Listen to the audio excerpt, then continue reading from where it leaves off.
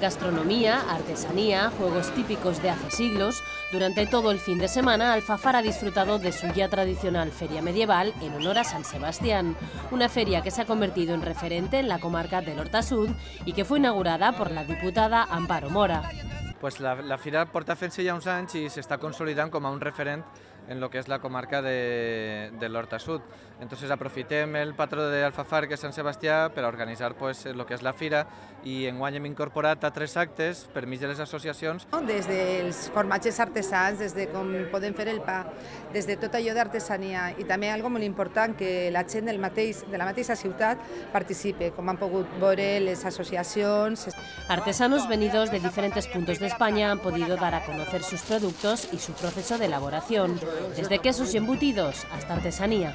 En esta parada podemos encontrar bacalao bueno, queso manchego también muy bueno, embutido ibérico, vino de la Mancha. Las típicas magdalenas caseras que no se encuentran, como que dice, en cualquier supermercado.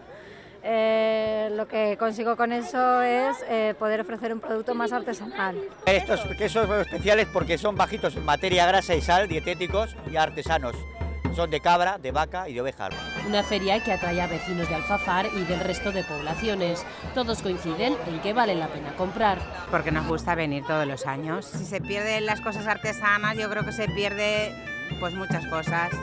Porque son productos que no se ven a menudo por aquí. Porque ya que viene hay que comprar.